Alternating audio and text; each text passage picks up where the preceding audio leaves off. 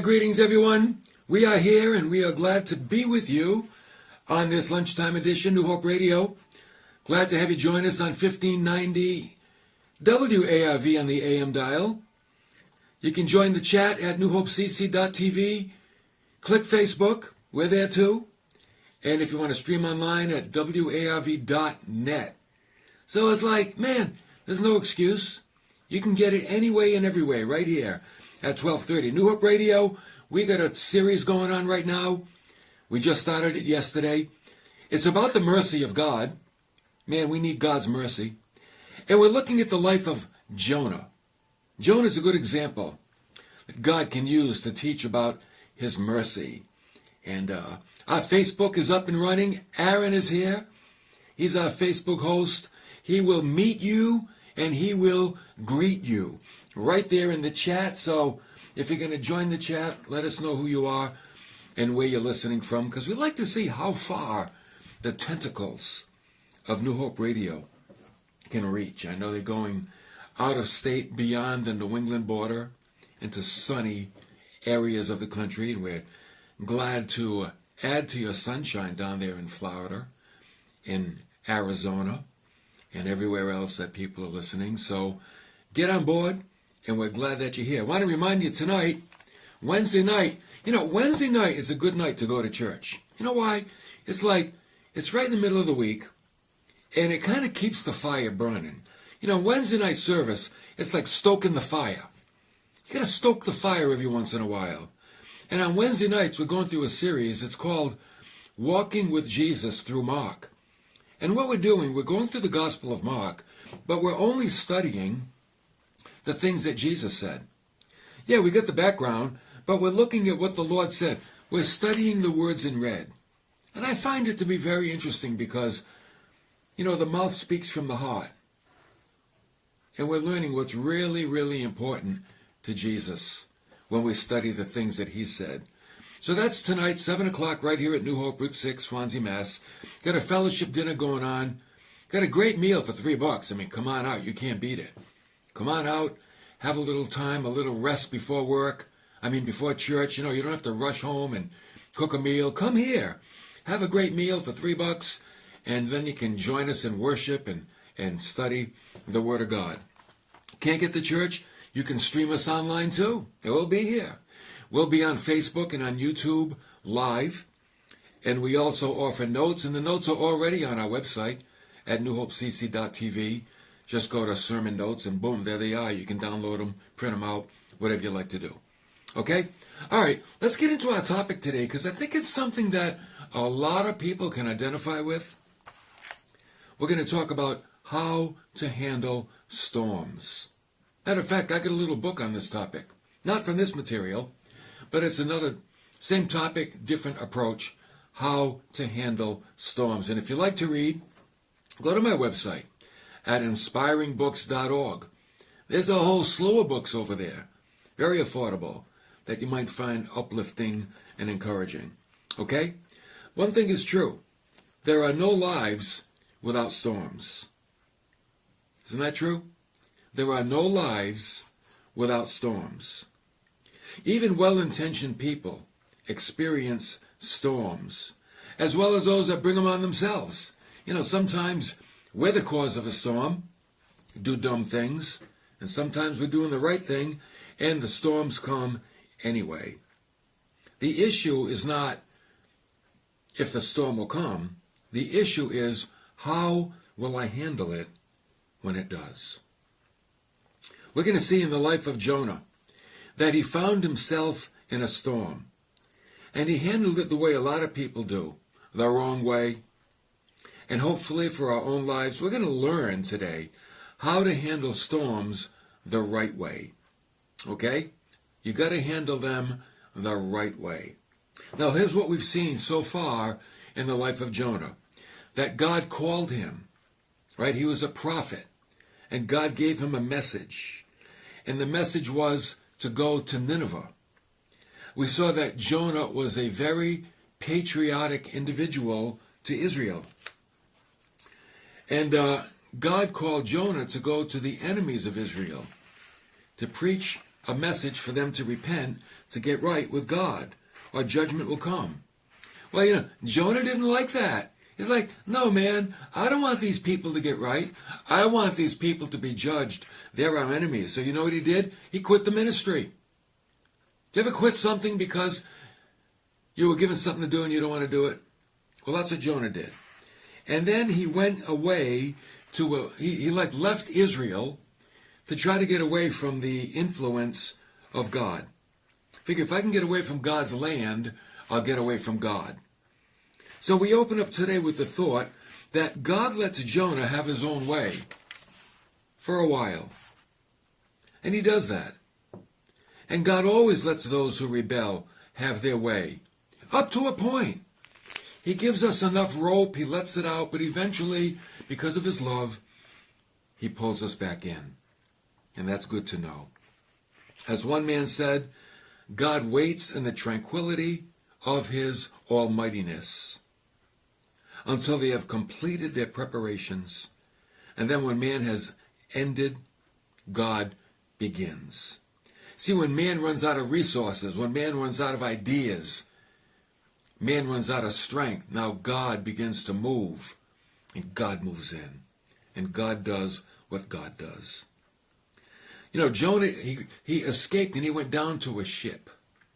The ship that he got on was a ship from Tarshish. And we said yesterday that Tarshish it was a city in Spain, and it dealt in very heavy cargo, lead, lumber, gold. So the ships had to be really, really strong to carry that heavy cargo.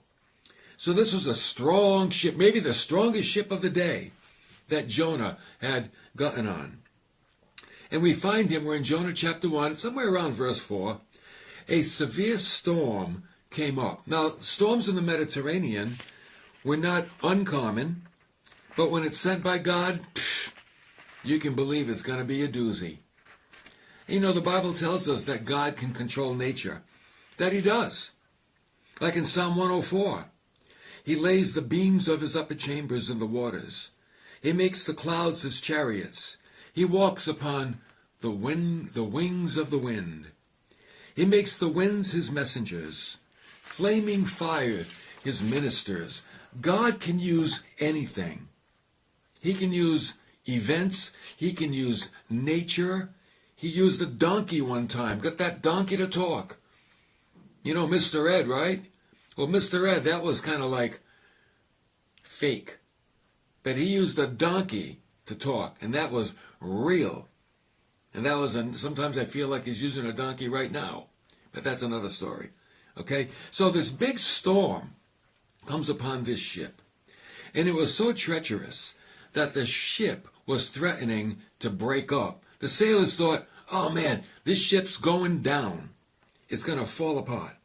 Now these were experienced sailors on this ship, and yet they became afraid. It's like, oh, this storm is not like any other storm we've ever encountered. And they became fearful. And you know what they did? They began to throw all that expensive cargo overboard to lighten the ship.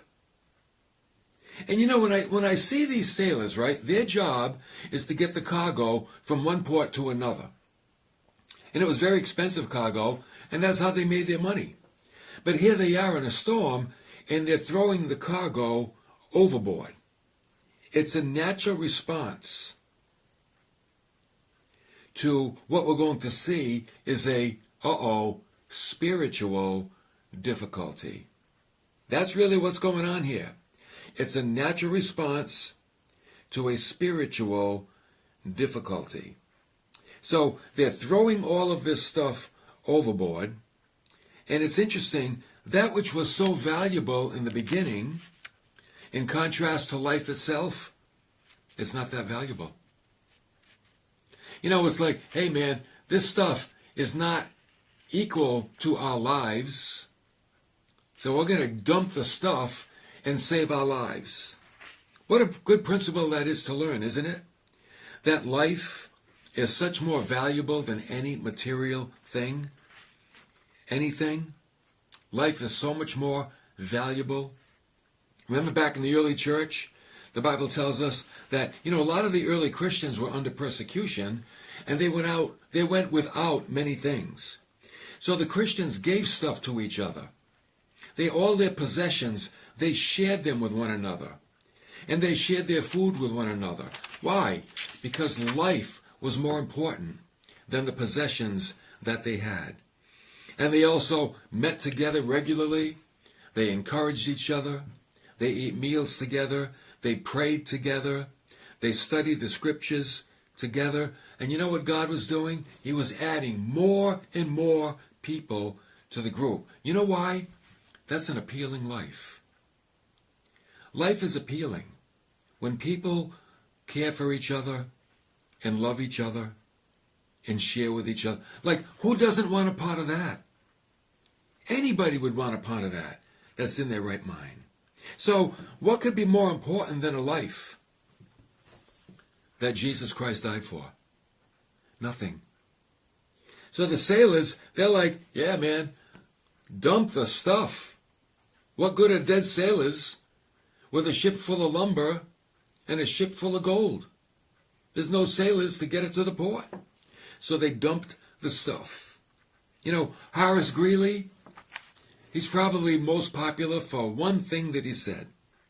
And I'm sure you've heard it. He's the guy that said, "Go west, young man, go west." And just a few days before he died, he gave a speech. And in the speech, here's what he said. "Be ashamed to die until you have won some victory for humanity." You see, life is not to be casually spent. It's a gift from God that is too valuable to waste. How great it is to know that you have done something good for someone else. That you didn't live your life for you. That's like, what? That's like the worst way to live your life, for you. Because you'll never find the happiness that comes from living for others. Because the life is more important than anything. So we got these seasoned sailors, and they're being paid a lot of money to get this cargo to another port. But when the storm comes, it's like, man, dump the cargo. Because life is so much more important. So they're throwing everything overboard, demonstrating once again that which at one time was so valuable. In contrast to life itself, it's not that valuable at all. It's like a couple that's saving all their money to buy a nice new shiny car. And then their child becomes sick. And all of a sudden that new car takes a back seat. It's not that important anymore. Because they're going to use the money to help their child. You see. So life, you got to focus on life. That's why I love the Christmas season. We're getting there, aren't we? And Christmas is great because it's a reminder that, hey, it's time to help other people. They're out there ringing the bell and collecting for charities. I know a lot of good churches do a lot of extra good things around Christmas and Thanksgiving. They put together Thanksgiving baskets like we do here at New Hope and give them away to families that really appreciate it and that could need it. And put together little Christmas gifts for children in places where, they're not going to get too much, just to show that they're cared for and they're loved and they haven't been forgotten. See, you give gifts like that, not because it's commercialized, but you're sending a message to people that we haven't forgotten you. Yeah, we're celebrating our Christmas, but we're still thinking of you. That's so important. So in our own lives, we come to see that the possessions that we so dearly have, they don't compare to the life that God has given you, the life that Jesus gave you when he died on the cross, and the lives of all the people that are around you. You never want to forget that. Now, here, what these men were depending on to prosper their lives became unimportant in comparison to life itself. So you know what they did after they dumped the cargo? The Bible says that they cried out to their gods. They prayed. Even though it was the last resort, at least they got around to it. I mean, they prayed last. They did what they could do first, and then when there was nothing else they could do, they prayed. Sometimes we get that backwards. Sometimes we should pray first. Now, Jonah, man, I'm like, shame on Jonah. You know what Jonah did while these guys were praying to their gods? Jonah went down below and he went to sleep. I'm like, what? Jonah went to sleep. Here up on top, on deck, we've got heathens praying to their gods that don't even exist. And we have a prophet of God acting like an atheist. He's acting like there is no God. And he tried to sleep his troubles away. You can't do that. Because when you wake up, guess what? They're still there. We see in Jonah a man who wants to close his eyes, to truth. Well, for Jonah, it's like, if I don't see it or if I don't hear it, it won't bother me. Truth is truth. And whether you acknowledge it or not, it's still truth. You can't do away with truth, folks. It's always there. Remember, he tried out of sight, out of mind with God when he fled from Israel. And now he's trying out of sight, out of mind with the storm. If I go to sleep, well, maybe the storm will go away. If I go to sleep, when I wake up, the storm will be gone. You know, it's like, well, I get a real bad disease, and if I go to sleep, when I wake up, the disease will be gone. Probably not. Probably not. What a sad commentary on a child of God. Exchanging truth and the presence of God for a false security. That's what he's doing. He's a man that knows God, walked with God. God is giving him truth, and he's trading it all away for false security. I mean, how many times do we close our eyes to the truth of God so we don't have to face the truth, maybe about ourselves or about the reality of life? How many times do we do that? Do we do that at all? I know there are people that quit going to church. You know why? Because they were getting convicted. There were some things that they had to change about themselves, and they didn't want to change. So it's like hitting the snooze alarm. The alarm clock goes off, and you don't want to get up, so you hit the snooze, and it's quiet. And it goes off, and you hit it again, and it's quiet. And it goes off, and you hit it again, and it's quiet. You see, people hit the snooze alarm with God. They silence him, and then they don't have to hear him. Mark down what Solomon said.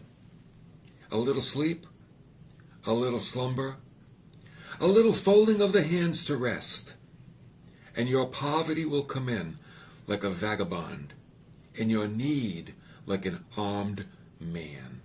In other words, if you fall asleep on life, you're going to be wanting. You're going to be lacking because it doesn't work. Today, God's people, they need to stop living life apart from his truth. You can't live apart from truth. Paul told those in the Roman church, he said, there are some people, they exchanged the truth of God for a lie. That goes on today, doesn't it? They exchanged the truth of God for a lie. They worship the creation instead of the Creator. They got mixed up in all kind of gender confusion. Why?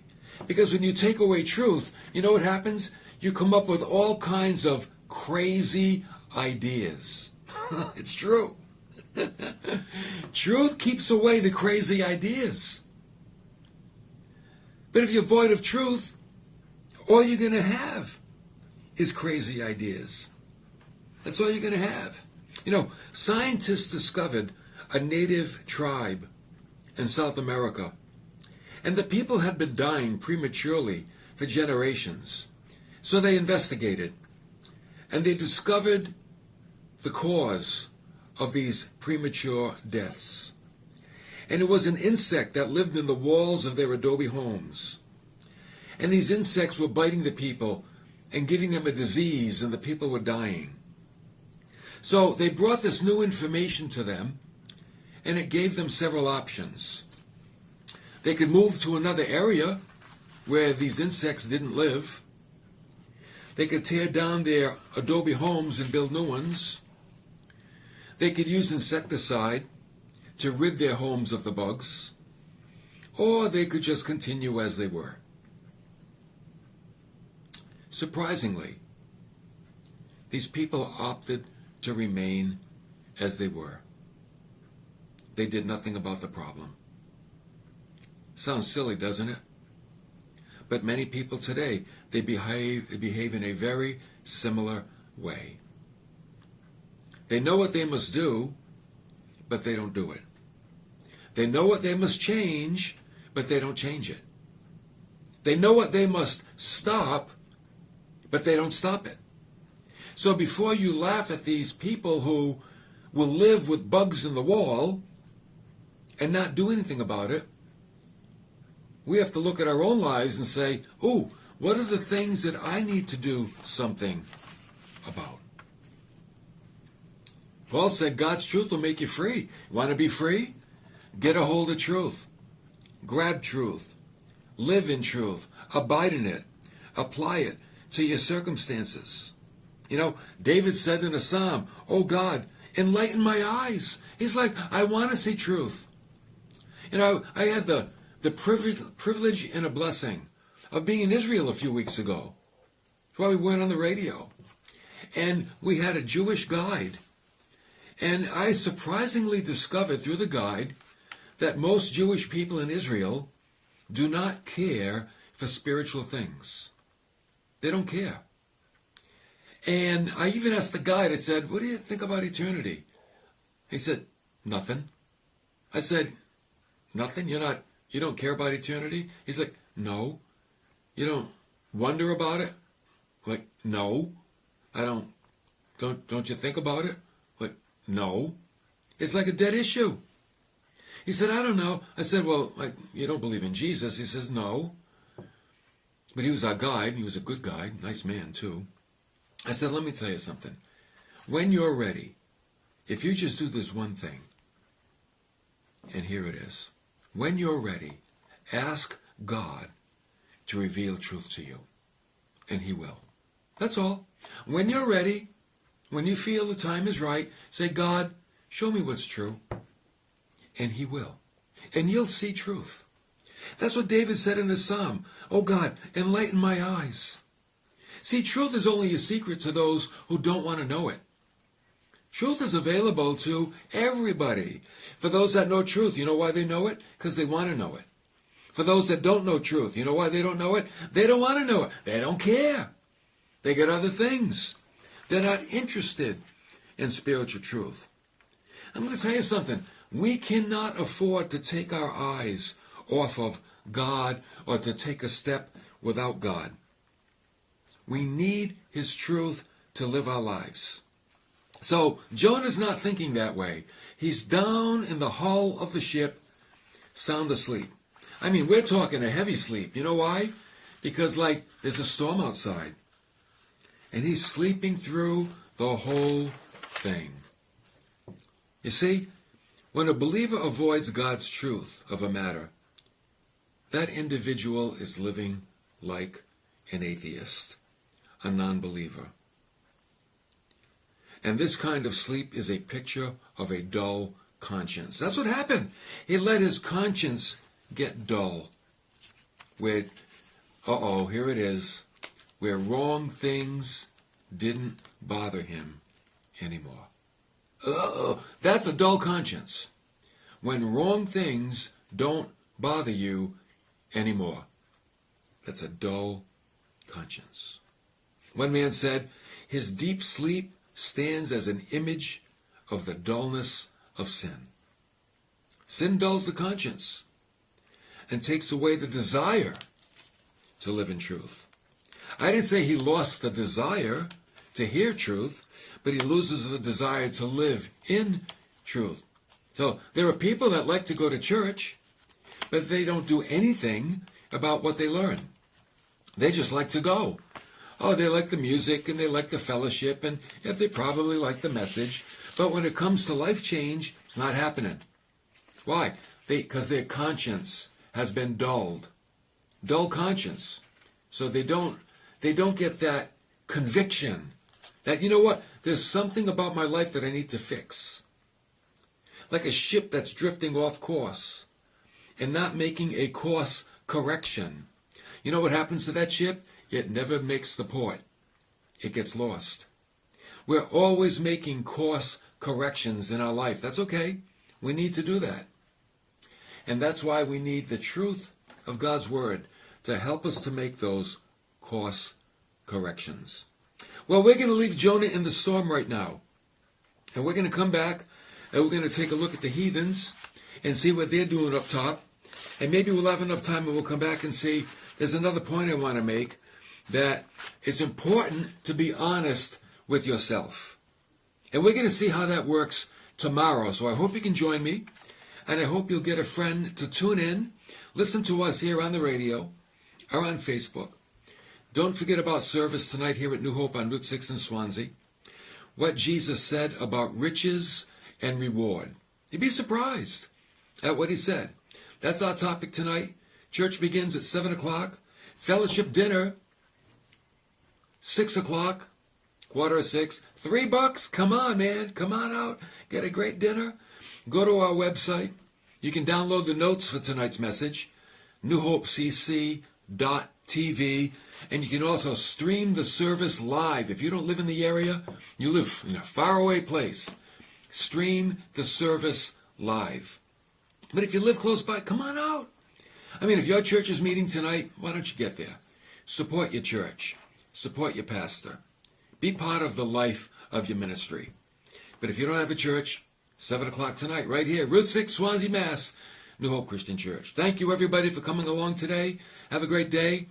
We'll be back tomorrow for more of New Hope Radio.